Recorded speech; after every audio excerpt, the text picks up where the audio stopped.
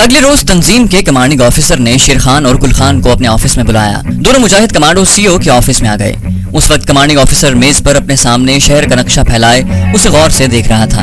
Commando Sher Khan اور گل خان نے السلام علیکم کہہ کر سیلوٹ کیا اور کھڑے رہے۔ کمانڈنگ آفیسر نے ہاتھ کے اشارے سے سیلوٹ کا جواب دیا اور کہا بیٹھ جاؤ شیر خان اور گل خان۔ دونوں کرسیوں پر بیٹھ گئے۔ کمانڈنگ آفیسر نے کہا ہمیں اطلاع ملی ہے کہ بھارت نے ہمارے ملک میں تخریبی کارروائیوں کی خاطر دہشت گردوں کی ایک پارٹی اسمگل کی ہے جو ہماری رپورٹ کے مطابق اس وقت شہر کے اس علاقے میں کسی جگہ چھپی ہوئی ہے۔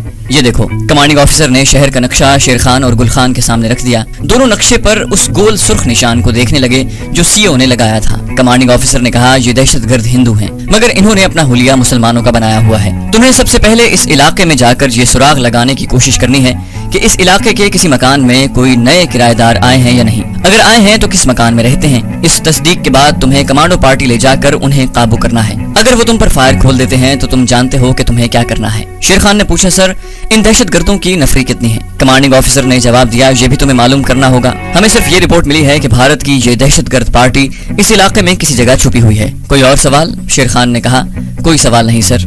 کمانڈنگ آفیسر نے پوچھا کوئی اعتراض؟ شیر خان نے کہا نو سر۔ کمانڈنگ آفیسر نے کہا اوکے خدا حافظ۔ دونوں کمانڈو سلوٹ کرنے کے بعد کمانڈنگ آفیسر کے دفتر سے باہر نکل آئے۔ شیر خان نے گل خان سے کہا میرے کوارٹر میں آ جاؤ، ہمیں بہت سی باتوں پر غور کرنا ہے۔ دونوں کوارٹر کے کمروں میں جا کر بیٹھ گئے۔ شیر خان کہنے لگا سی او صاحب نے رپورٹ کے مطابق شہر کے جس علاقے کی نشاندہی کی ہے وہ شہر کی 4 دیواری کے باہر ایک پرانی بستی ہے۔ اس بستی کے گلی کوچوں سے ہم دونوں واقف ہیں۔ نائب گل خان نے کہا لیکن ہمیں سراغ رسانی کے لیے کوئی بھیس بدل کر وہاں جانا چاہیے، لیکن بھیس ایسا ہونا چاہیے کہ کسی کو ہم پر شک نہ پڑے۔ میں بھی یہی سوچ رہا ہوں۔ شیر خان نے کہا تمہارے خیال میں تمہیں کس بھیس میں وہاں جانا چاہیے؟ گل خان سوچنے لگا، شیر خان بھی سوچنے لگا۔ گل خان نے کہا بھیس ایسا ہونا چاہیے کہ جس سے ہمیں لوگوں کی ہمدردیاں بھی حاصل ہوں اور وہ کچھ بتاتے ہوئے کترانے کی کوشش نہ کریں۔ شیر خان نے کہا تو پھر اس کے لیے سب سے اچھا بھیس ملنگوں کا ہی ہو سکتا ہے، ملنگ لوگ ویسے بھی بے ضرر ہوتے ہیں۔ گل خان نے کہا یہ ٹھیک رہے گا۔ شیر خان نے کہا میرا خیال ہے ہمیں آج دوپہر کے بعد اس مہم پر نکل جانا چاہیے۔ اوکے گل خان نے جواب دیا۔ دوپہر کے بعد کمانڈو شیر خان اور نائب کمانڈو گل خان نے وہیں تنظیم کے ایک خاص کمرے میں جا کر ملنگوں والا حلیہ بنایا اور کمانڈنگ آفیسر کو رپورٹ کرنے کے بعد ایک خفیہ دروازے سے نکل کر شہر کی طرف چل پڑے۔ دونوں نے لمبے لمبے بالوں کی وگیں لگا رکھی تھی، لمبے چولے پہنے ہوئے تھے، گلے میں رنگ برنگے منکوں کی مالائیں تھیں، ہاتھوں میں چمٹے پکڑے ہوئے تھے اور سڑک کے کنارے کنارے بڑی مسکین صورتیں بنائے اس بستی کی طرف جا رہے تھے جہاں رپورٹ کے مطابق بھارت کی دہشت گرد پارٹی نے کسی مکان میں اپنا خفیہ ٹھکانہ بنا رکھا تھا۔ دونوں نے کندھوں کے ساتھ پرانے تھیلے لٹکائے ہوئے تھے جن میں پہلے ہی سے تھوڑا تھوڑا آٹا ڈال دیا گیا تھا۔ نشان زدہ بستی مشرق کی جانب تھی اور وہاں قریب سے ریل گاڑیاں بھی گزرتی تھیں اور ایک پھاٹک بھی تھا۔ چلتے چلتے دونوں کمانڈوز ریلوے لائن پر آ گئے اور اپنا رخ نشان زدہ بستی کے ریلوے پھاٹک کی طرف کر لیا۔ موسم خوشگوار تھا، دھوپ نکلی ہوئی تھی۔ دونوں کو ریلوے لائن پر چمٹے بجا کر گانے کی ضرورت نہیں تھی، یہ کام انہوں نے بستی میں جا کر شروع کرنا تھا۔ ریلوے پھاٹک پر پہنچنے کے بعد دونوں کمانڈوز اس کچی سڑک پر ہو گئے جو شارٹ کٹ تھی اور مطلوبہ بستی میں جاتی تھی۔ یہ پرانی بستی تھی، پرانے مکان اور حویلیاں بھی تھیں اور نئے مکان بھی بنے ہوئے تھے۔ بازار میں دکانیں کھلی تھیں۔ دونوں کمانڈو بستی کے ایک سرے سے اس میں داخل ہوئے۔ شیر خان نے گل خان کو بتا دیا تھا کہ ہم ملنگوں کی طرح نہ تو دھمال ڈالیں گے اور نہ گانا وغیرہ گائیں گے اور نہ چمٹا بجائیں گے۔ اس طرح خامخواہ ہمارے ارد گرد لوگ جمع ہو جائیں گے اور بچے ہمارے ساتھ ساتھ چلنے لگیں گے اور ہمیں کھوج لگانے میں دشواری ہوگی۔ بہتر ہوگا کہ ہم خاموشی سے دکانداروں کی بجائے مکانوں کے آگے جا کر تھوڑا تھوڑا چمٹا بجا کر خیرات کے لیے آواز لگائیں اور دیکھیں گے کہ کس گھر میں کون رہتا ہے۔ چنانچہ وہ بستی کے بازار میں سے خاموشی سے گزر گئے۔ باہر کی طرف کچھ نئے اور پرانے مکان الگ الگ کھڑے تھے۔ شیر خان نے کہا پہلے ان مکانوں کا مشاہدہ کرتے ہیں۔ چنانچہ وہ ملنگوں کے بھیس میں ہی ایک مکان کے دروازے پر آ کر رک گئے۔ گل خان نے چمٹا بجانے کے بعد آواز بلند کی سبز پیر کے ملنگوں کو اللہ کے نام پر کچھ خیرات مل جائے، اللہ بھلا کرے گا۔ دوسری آواز پر ایک عورت نے دروازہ کھول کر گل خان کو 1 روپیہ دے کر کہا بابا جی اس وقت یہی قبول کرو، اللہ بھلا کرے گا بی بی۔ گل خان نے روپیہ لے کر دعا دی اور وہ آگے چل پڑے۔ دوسرے مکان پر بھی اس نے آواز لگائی، وہاں بھی ایک بوڑھی عورت نے انہیں خیرات میں 2 روپے دیے اور وہ اگلے مکان کی طرف چل پڑے۔ شیر خان نے کہا دہشت گرد ضرور کسی ایسی جگہ اور ایسے مکان میں ہوں گے جو باہر سے پرانا لگتا ہے اور جسے دیکھ کر یہی خیال آئے کہ یہ پرانا مکان ہے، اس میں جدی پشتی لوگ رہتے ہوں گے۔ اسی دوران ان کی نگاہ کچھ فاصلے پر ایک پرانے مکان کی طرف گئی جو ایک چھوٹے سے جوہر کے کنارے پر تنہا کھڑا تھا۔ شیر خان نے کہا گل خان مجھے یہ مکان مشکوک لگتا ہے۔ گل خان نے کہا چلو اس مکان پر جا کر آواز لگاتے ہیں، اندر سے کوئی نہ کوئی تو نکلے گا۔ شیر خان نے کہا نہیں ہمیں یہ غلطی نہیں کرنی، ذرا ٹھہرو، وہ سامنے ایک ریڑھی والا ہے اس سے بات کرتے ہیں۔ دونوں ریڑھی والے کے پاس چلے آئے۔ یہ ایک بوڑھا آدمی تھا جو سبزی بیچ رہا تھا۔ شیر خان نے ریڑھی والے کے پاس جا کر چمٹا بجا کر خیرات مانگی۔ بوڑھے نے انہیں 1 روپیہ دیا۔ شیر خان نے اسے دعا دی اور پوچھا بابا جی ہمارے پیر و مرشد اس بستی میں آئے ہیں، کسی نے کہا ہے کہ وہ یہیں کسی مکان میں رہ رہے ہیں۔ ریڈی والا بولا بابا ہمیں کیا پتا تمہارے پیر و مرشد یہاں کہاں ٹھہرے ہیں، کسی دکاندار سے جا کر معلوم کرو۔ شیر خان نے مشکوک مکان کی طرف اشارہ کر کے پوچھا اس سامنے والے مکان میں کون رہتا ہے، کہیں ہمارے پیر و مرشد اسی مکان میں نہ اترے ہوں۔ ریڈی والے نے کہا ایک ہفتہ ہوا یہاں ایک نئے کرایہ دار آئے ہیں، آدمی ہیں، دن کو تالا لگا کر چلے جاتے ہیں، شام کو آتے ہیں، جا کر معلوم کر لو شاید تمہارے پیر و مرشد ہوں۔ گل خان نے پوچھا یہ لوگ محلے میں کسی سے ملتے جلتے نہیں؟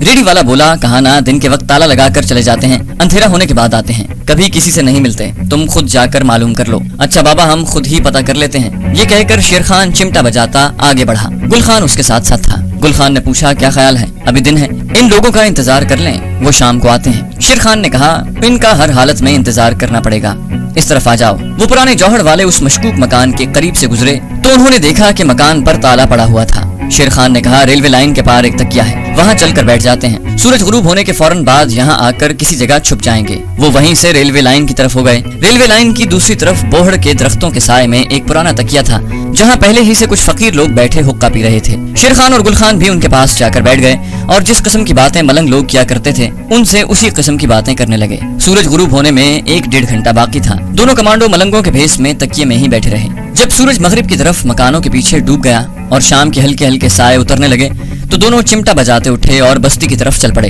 پرانے جوہر والے مشکوک مکان کے قریب آ کر وہ درخت کے نیچے بیٹھ گئے۔ انہوں نے ادھر ادھر سے سوکھے پتے اور جھاڑیاں اکٹھی کر کے وہاں دھونی لگائی، چمٹے زمین میں گاڑ دیے اور ملنگوں کی طرح آلتی پالتی مار کر بیٹھ گئے۔ وہ اس طرح بیٹھے تھے کہ ان کا رخ مشکوک مکان کی طرف تھا۔ مکان کا دروازہ اس درخت سے جس کے نیچے شیر خان اور گل خان بیٹھے ہوئے تھے 50 فٹ کے فاصلے پر ہوگا۔ ابھی دن کی دھندلی روشنی باقی تھی کہ انہیں ریلوے پھاٹک کی طرف سے 5 آدمی آتے نظر آئے۔ ان کا رخ مشکوک مکان کی طرف تھا۔ گل خان نے شیر خان کی توجہ اس طرف دلائی اور کہا شیر خان دیکھو۔ شیر خان نے بھی دیکھا کہ کچھ آدمی مکان کی طرف چلے آ رہے ہیں۔ ان میں سے کچھ آدمیوں نے ٹخنوں سے اوپر تک کی شلواریں اور لمبے کرتے پہنے ہوئے تھے۔ دونوں آدمیوں نے سفید دھوتیاں باندھ رکھی تھیں، کچھ کی شرعی داڑیاں بھی تھیں۔ ایک آدمی کے ہاتھ میں تسبیح تھی، شکل و صورت سے وہ کسی مسجد کے امام لگتے تھے۔ یہ کل 5 آدمی تھے۔ وہ لوگ شیر خان اور گل خان کے قریب سے گزر گئے۔ ایک نے آگے بڑھ کر مکان کا تالا کھولا اور پھر باری باری 5 آدمی مکان میں داخل ہو گئے۔ ان کے ساتھ ہی مکان کا دروازہ بند ہو گیا۔ گل خان نے شیر خان سے کہا کیا خیال ہے؟ شیر خان نے کہا مجھے تو مشکوک لگتے ہیں، عین ممکن ہے یہی بھارتی دہشت گرد ہوں، ہمیں سی او صاحب کو رپورٹ کرنی چاہیے۔ اسی وقت دونوں وہاں سے اٹھے اور اپنی تنظیم کے ہیڈ کوارٹر کی طرف چل پڑے۔ کمانڈنگ آفیسر کو معلوم تھا کہ دونوں کمانڈو سراغ رسانی پر نکل چکے ہیں، وہ ان کا انتظار کر رہے تھے۔ کمانڈو شیر خان اور نائب گل خان نے جاتے ہی انہیں پوری رپورٹ دی۔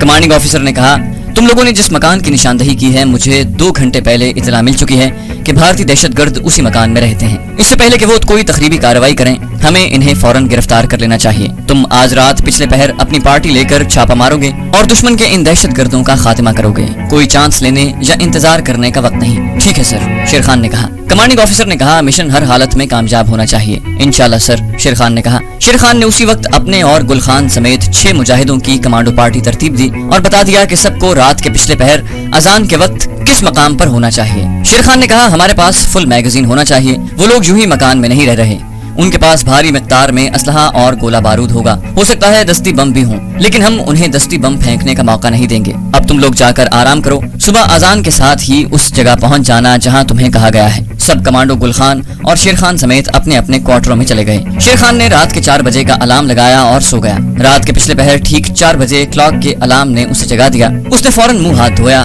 کمانڈو کی سیاہ یونیفارم پہنی، اسلحہ نکال کر میگزین وغیرہ چیک کیا اور صبح کی اذان کا انتظار کرنے لگا۔ جس وقت مسجد سے فجر کی اذان کی آواز بلند ہوئی تو شیر خان فوراً کوارٹر سے نکل کر پچھلے پہر کے اندھیرے میں ایک طرف کو تیز تیز چلنے لگا۔ یہ ایک خاص جگہ تھی جہاں علاقہ ویران تھا۔ گل خان اور ان کی پارٹی کے دوسرے کمانڈو وہاں پہلے سے پہنچ چکے تھے۔ انہوں نے مل کر فجر کی نماز پڑھی اور اپنے مشن کی کامیابی کے لیے خدا کے حضور دعا مانگی اور اس درخت کی طرف چلے جہاں چاروں طرف سے بند جیپ ان کا انتظار کر رہی تھی۔ وہ فوراً جیپ میں سوار ہوئے اور جیپ شہر سے باہر ریلوے لائن والی بستی کی طرف روانہ ہو گئی۔ شیر خان خود جیپ چلا رہا تھا، اس کے ساتھ گل خان تھا۔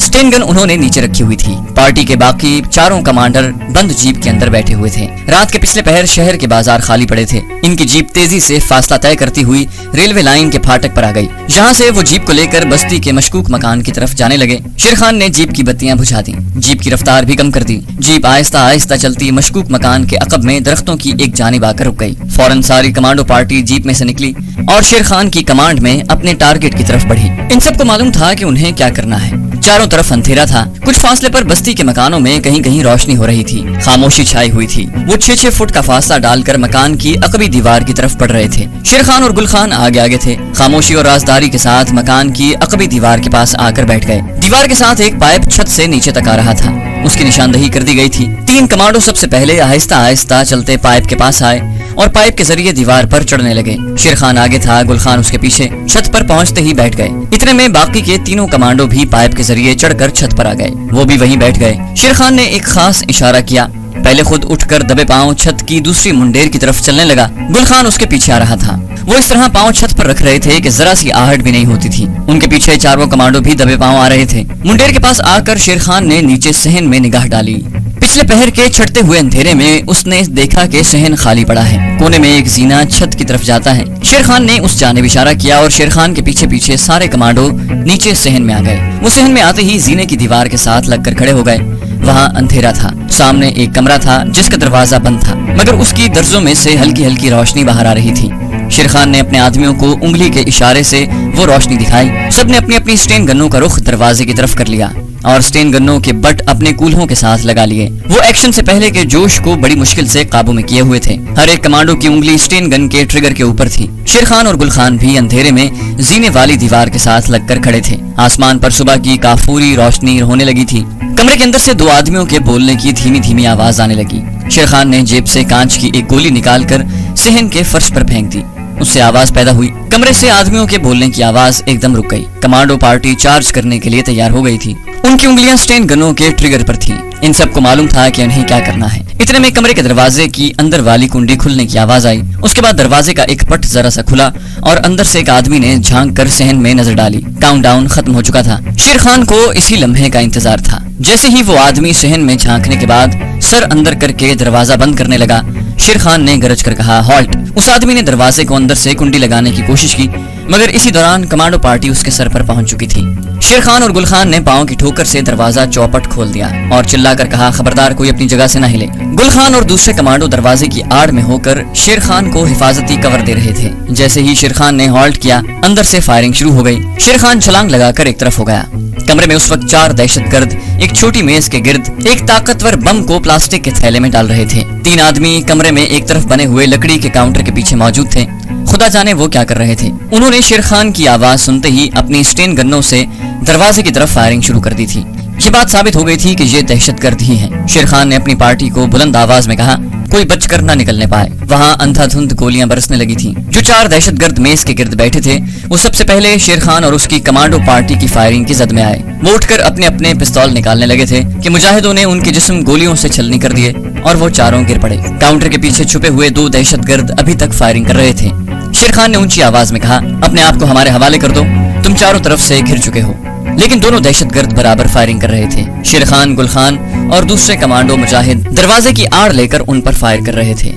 शेर खान को यकीन था कि जब दोनों दहशतगर्दों का मैगजीन खत्म हो जाएगा तो वो उन्हें जिंदा गिरफ्तार करने में कामयाब हो जाएगा। इनमें से किसी एक का जिंदा गिरफ्तार होना जरूरी था। पूछगिछ के बाद उनसे भारत के तकरीबी अज़ाइम के बारे में मुफीद मालूमात हासिल हो सकती थी। लेकिन खुदा जाने इन दोनों दहशतगर्दों को क्या सूझी कि वो फायरिंग करते काउंटर से बाहर निकल आए और फायरिंग करते हुए शेर खान और गुल खान की तरफ बढ़े। ऐन उस वक्त पीछे से कमांडो पार्टी के मुजाहिदों ने उन्हें अपनी फायरिंग की जद में लेकर वहीं ढेर कर दिया। शेर खान ने गुस्से में कहा, तुमको इन पर फायरिंग का किसने ऑर्डर दिया था? मगर जो होना था वो हो चुका था। दोनों दहशतगर्द मर चुके थे। एक की खोपड़ी उड़ गई थी, दूसरे की गर्दन में न जाने कितनी गोलियां निकल गई थीं और वो भी खून में लथपथ फर्श पर पड़ा था। शेर खान ने कहा, दूसरी लाशों को देखो, कोई जिंदा तो नहीं। जब फर्श पर पड़ी 3 लाशों को देखा गया तो मालूम हुआ कि 2 दहशतगर्द तो मर चुके हैं, मगर एक दहशतगर्द अभी जिंदा था। स्टेन गन का ब्रस्ट उसके कंधे और बाजू में से गुजर गया था। वो शदीद जख्मी था मगर अभी तक सांस ले रहा था। शेर खान ने अपने आदमियों से कहा कि इसे फौरन जीप में डालकर तंजीम के अस्पताल में ले चलो। 2 कमांडो मुजाहिदों ने उसी वक्त जख्मी और नीम बेहोश भारतीय दहशतगर्द को उठाया और उठाकर बाहर ले जाकर जीप में डाल दिया। शेर खान और गुल खान कमरे से निकलने लगे तो उन्हें काउंटर के पीछे आहट सी सुनाई दी। वो वहीं रुक गए थे। शेर खान ने गुल खान को इशारा किया कि वो आगे बढ़कर काउंटर के पीछे देखें। शेर खान ने स्टेन गन का रुख काउंटर की तरफ कर दिया था। गुल खान स्टेन गन आगे किए हुए काउंटर की तरफ बढ़ा। जैसे ही उसने स्टेन गन काउंटर की दूसरी जानिब नीचे की, काउंटर के पीछे से एक नौजवान औरत ने हाथ खड़े करते हुए रोते हुए कहा, खुदा के लिए मुझे न मारना, खुदा के लिए मुझे न मारना, मैं मुसलमान हूँ। ये काफिर मुझे अगवा करके लाए थे। शेर खान ने औरत से पूछा, کیا نام ہے تمہارا؟ عورت نے روتے ہوئے کہا میرا نام حشمت بی بی ہے۔ انہوں نے تمہیں کہاں سے اغوا کیا تھا؟ گل خان نے پوچھا۔ عورت نے کہا ساتھ والے گاؤں میں اسکول میں استانی ہوں، اسکول جا رہی تھی کہ انہوں نے مجھے اٹھا کر گاڑی میں ڈالا اور یہاں لے آئے، خدا کے لیے مجھے جانے دو، میرے ماں باپ غم سے مر جائیں گے۔ شیر خان نے کہا فکر نہ کرو، ہم تمہیں تمہارے گاؤں پہنچا دیں گے، آؤ ہمارے ساتھ۔ شیر خان اور گل خان نوجوان عورت کو ساتھ لیے مکان سے باہر آ گئے اور مکان کی عقبی دیوار والے راستے سے تیز تیز چلتے ان درختوں کے پاس آئے جہاں ان کی جیپ کھڑی تھی اور ایک مجاہد ان کا انتظار کر رہا تھا۔ اس وقت صبح کی روشنی چاروں طرف پھیل چکی تھی اور لوگوں کا ایک ہجوم مکان سے کچھ فاصلے پر کھڑا مکان کی طرف دیکھ رہا تھا۔ یہ لوگ فائرنگ کی آواز پر وہاں جمع ہو گئے تھے۔ شیر خان نے عورت کو اپنے ساتھ والی سیٹ پر بٹھایا، گل خان سے کہا کہ وہ پیچھے بیٹھے اور فوراً جیپ سٹارٹ کی اور جیپ کو پوری رفتار پر چلاتے ہوئے اس علاقے سے نکل آیا۔ جیپ شہر کے باہر والی سڑک پر تیز رفتاری سے جا رہی تھی۔ شیر خان کو احساس ہوا کہ ایک دہشت گرد زخمی حالت میں گاڑی میں بے ہوش پڑا ہے، اسے جتنی جلدی ہو سکے تنظیم کے ہسپتال میں ابتدائی طبی امداد مہیا کرنی ہے تاکہ وہ زندہ بچ جائے اور اس سے پوچھ گچھ کی جا سکے۔ سڑک پر زیادہ ٹریفک نہیں تھی، وہ گاڑی کو تیز چلا رہا تھا۔ نوجوان عورت جسے بقول اس کے بھارتی دہشت گرد اغوا کر کے لائے تھے شیر خان کی ساتھ والی سیٹ پر خاموش بیٹھی ہاتھ جوڑ کر خدا سے دعائیں مانگ رہی تھی۔ شیر خان نے اسے تسلی دی اور کہا گھبراؤ نہیں، ہم پہلے تمہیں تمہارے گاؤں پہنچائیں گے۔ عورت شیر خان کو دعائیں دینے لگی، اللہ تمہارا بھلا کرے، تم نے مجھے کافروں سے بچا لیا۔ جیپ ایک گاؤں کے قریب سے گزری تو عورت نے کہا بس مجھے یہیں اتار دیں، وہ سامنے میرا گاؤں ہے۔ شیر خان نے بریک لگا دی اور کہا ہم تمہیں تمہارے گاؤں چھوڑ آتے ہیں۔ عورت نے ہاتھ جوڑ کر کہا نہیں نہیں بھائی جان، میں خود ہی چلی جاؤں گی، آپ میرے ساتھ گئے تو پولیس کو دیکھ کر لوگ باتیں بنائیں گے، میں اکیلی چلی جاؤں گی، اللہ تمہیں دونوں جہان میں کامیاب کرے۔ اور عورت جلدی سے دروازہ کھول کر جیپ سے اتر گئی اور کھیتوں کے درمیان پگڈنڈی پر تیز تیز چلنے لگی۔ شیر خان کو خود بھی جلدی تھی، جیپ میں بھارتی دہشت گرد زخمی حالت میں پڑا تھا۔ اس نے عورت کو جانے دیا اور جیپ تیزی سے آگے بڑھا دی۔ وہ عورت جس نے اپنا نام حشمت بی بی بتایا تھا کھیتوں میں کچھ دور تک چلتی رہی، پھر ایک جگہ رک کر اس نے پیچھے دیکھا، سڑک پر کمانڈوز کی جیپ اس کی نظروں سے اوجھل ہو چکی تھی۔ اس عورت نے راستہ بدل لیا اور بائیں جانب والے کھیت کے ساتھ چلتی چلتی اس گاؤں سے آگے نکل آئی جس کے متعلق اس نے شیر خان کو بتایا تھا کہ وہ اس گاؤں میں رہتی ہے۔ گاؤں کو پیچھے چھوڑ کر وہ ایک سڑک پر آ گئی۔ سڑک کے پار شہر کی ایک مشہور کالونی کی کوٹھیاں اور مکان دور تک پھیلے ہوئے تھے۔ عورت ایک بس اسٹاپ پر آ کر بینچ پر بیٹھ گئی۔ ایک خالی رکشہ قریب سے گزرا تو اس نے اسے ہاتھ دے کر روکا، جلدی سے اس میں سوار ہوئی اور رکشے والے کو اس علاقے میں جانے کا کہا۔ رکشہ وہیں سے گھوم کر واپس روانہ ہوا۔ رکشہ شہر کی کالونی کی سڑکوں پر سے گزرتا شہر کے شمالی علاقے میں آ گیا جہاں دریا کا پل تھا۔ دریا کا پل عبور کرنے کے بعد رکشہ آگے ہی آگے بڑھتا چلا گیا، دونوں جانب کھیت شروع ہو گئے، پھر ایک ویران میدان آ گیا، یہاں سے بھی رکشہ آگے نکل گیا۔ آگے شمیم کے درختوں کا ایک بڑا گنجان ذخیرہ شروع ہو گیا۔ عورت نے وہیں رکشہ رکوا لیا، رکشے والے کو 50 روپے کا نوٹ دیا اور درختوں کے ذخیرے کی طرف چل دی۔ اس علاقے میں آبادی نہ ہونے کے برابر تھی۔ عورت درختوں کے ذخیرے میں چلتی رہی، ایک جگہ ذخیرہ ختم ہو گیا۔ اب سامنے ایک ویران زمین تھی جہاں سوائے جھاڑیوں اور گھاس کے اور کچھ نہیں تھا۔ عورت ان جھاڑیوں کے پاس آ کر ایک لمحے کے لیے رکی، اس نے گردن موڑ کر اپنے پیچھے ایک نگاہ ڈالی، شاید وہ دیکھنا چاہتی تھی کہ کوئی اس کا تعاقب تو نہیں کر رہا۔ جب اسے تسلی ہو گئی کہ اس کا تعاقب نہیں کیا جا رہا تو وہ آگے کو چل پڑی۔ ویران میدان میں مٹی کا ایک بہت بڑا ٹیلا تھا جس کو بھوری جھاڑیوں نے ڈھانپ رکھا تھا۔ اس کے عقب میں کسی پرانی عمارت کا کھنڈر تھا۔ عورت اس کھنڈر کے پاس آ کر ایک پرانی اینٹوں کے ڈھیر کے پاس بیٹھ گئی، جیسے چلتے چلتے تھک گئی ہو اور ذرا آرام کرنے کے لیے رکی ہو، لیکن ایسی بات نہیں تھی۔ وہ یہ معلوم کرنا چاہتی تھی کہ اس کے پیچھے کوئی لگا ہوا تو نہیں۔ عورت 6-7 منٹ تک اسی جگہ بیٹھی رہی۔